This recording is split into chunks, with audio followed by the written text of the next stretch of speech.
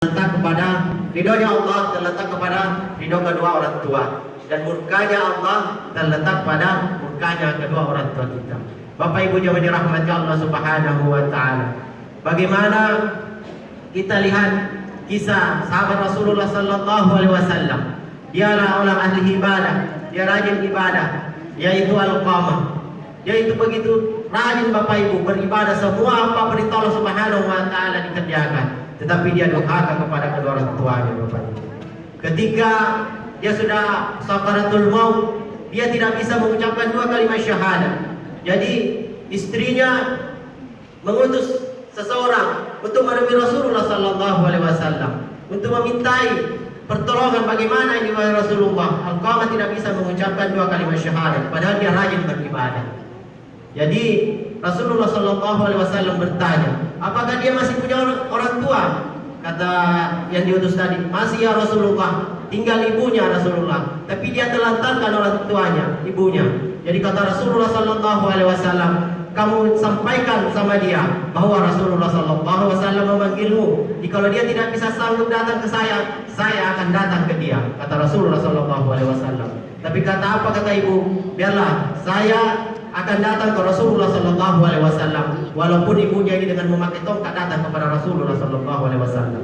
Jadi bertanyalah Rasulullah kepada ibu ini, kepada ibu Alqamah, wahai ibu, engkau jujurlah kepada aku, kenapa Alqamah tidak bisa mengucapkan dua kalimat syahadat padahal dia rajin beribadah? Wahai Rasulullah, kata sang ibu, memang anakku itu rajin beribadah, semua apa yang diperintahkan Allah Subhanahu wa taala dia kerjakan. Tapi dia menelantarkan saya. Dia tidak berbakti kepada saya. Dia hanya cinta kepada istrinya dan dia meninggalkan saya. Bapak Ibu jemaah dirahmati Allah Subhanahu wa taala. Jadi apa kata Rasulullah sallallahu alaihi wasallam? Apakah ibu mau mengampuni Alqamah, memaafkan Alqamah? Pada saat itu ibu itu tidak mau. Jadi kata Rasulullah sallallahu alaihi wasallam, disuruhnya sahabat kumpulkan kayu bakar, kita bakar Alqamah. Jadi kata ibu ini, wahai Rasulullah, untuk apa kamu kumpulkan kayu bakar? Kita akan membakar Alqamah karena ibu tidak mau memaafkan dia, tidak mau mengampuni dia. Sesungguhnya azab Allah lebih kejam, lebih parah daripada ini Bapak Ibu jemaah dirahmati Allah Subhanahu wa taala. Jadi setelah dikumpulkan kayu bakar, maka dinyalakanlah apinya.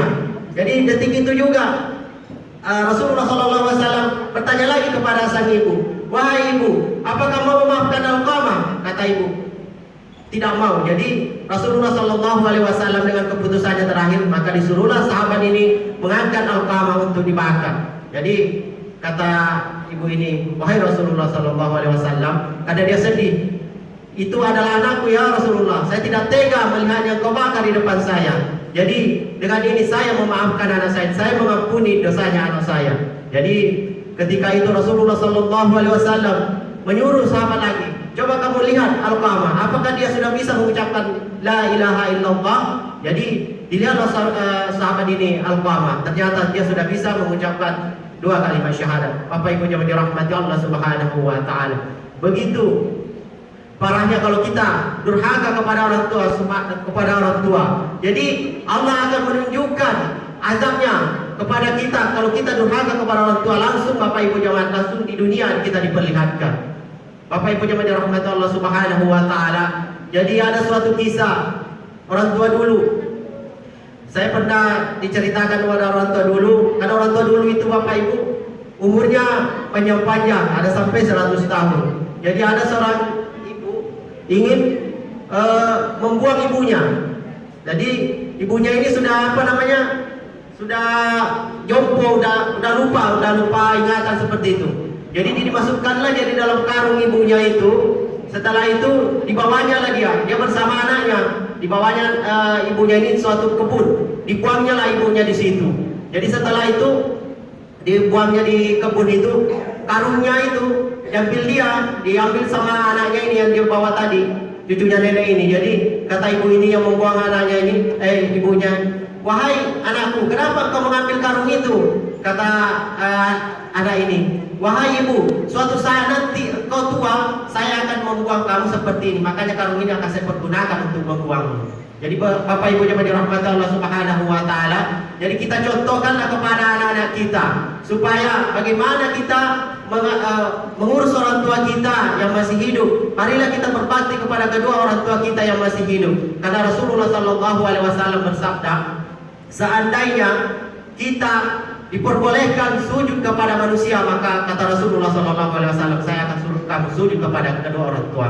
Bapak Ibu jemaah dirahmati Allah Subhanahu wa taala. Jadi mumpung yang masih ada orang tua pada saat ini, marilah kita berbakti kepada kedua orang tua kita. Karena Rasulullah sallallahu alaihi wasallam bersabda, "Jikalau ingin umurmu dipanjangkan, rizkimu dimudahkan, maka berbaktilah kepada orang tuamu dan jalinlah silaturahmi." Bapak Ibu jemaah dirahmati Allah Subhanahu wa taala, mungkin hanya segitu yang bisa saya sampaikan. Jika ada yang salah itu datangnya dari saya sendiri, jika ada yang benar itu datangnya dari Allah Subhanahu wa taala. Usikum wa nafsi bi taqwallah. Assalamualaikum warahmatullahi wabarakatuh.